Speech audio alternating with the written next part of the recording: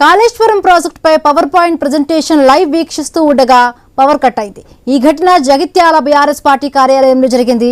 మాజీ మంత్రి హరీష్ రావు లైవ్ లో నిజాలు చెబుతున్నారని ప్రభుత్వం పవర్ కట్ చేశారని బీఆర్ఎస్ నేతలు ఆరోపించారు. దీనికి నిరసనగా జగిత్యాల పట్టణంలోని ప్రొఫెసర్ జయశంకర్ విగ్రహం వద్ద మాజీ జడ్పీ చైర్పర్సన్ దావా వసంత, చప్పదండి మాజీ ఎమ్మెల్యే సుంకె రవిశంకర్ ధర్నా చేపట్టారు.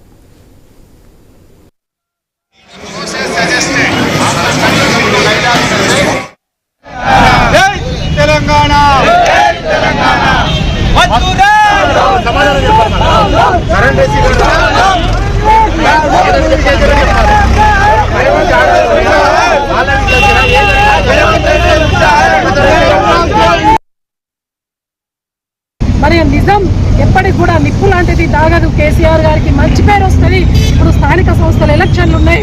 మా యొక్క మరి ఈరోజు అబద్ధాలన్నీ కూడా బట్టబయలైతే అని చెప్పేసి రేవంత్ రెడ్డి ప్రభుత్వం కుట్ర చేసి ఇలా పవర్ కట్ చేసింది. అయినా కూడా ఎక్కడా కూడా నిజం దాగదు.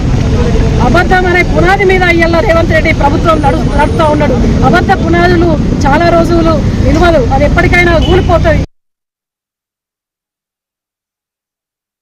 కరెంట్ తీసేసి జగిత్యాల ఎస్సీ గారికి ఫోన్ చేసాం.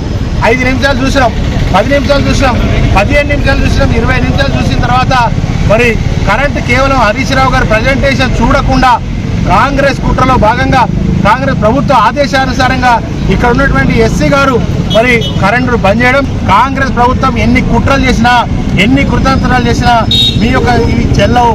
ఇవి కూడా మీరు ఏమనుకుంటున్నారు, పవర్ ప్రజెంటేషన్ జరిగేటప్పుడు కరెంట్ బంద్ చేస్తే చూడలేమనుకుంటున్నారు. కానీ మేమందరం కూడా సెల్ ఫోన్లలో హరీష్ రావు గారు చేసిన ప్రజెంటేషన్ మా ప్రతి కార్యకర్త మా నాయకులు అందరం కూడా చూడడం జరిగింది.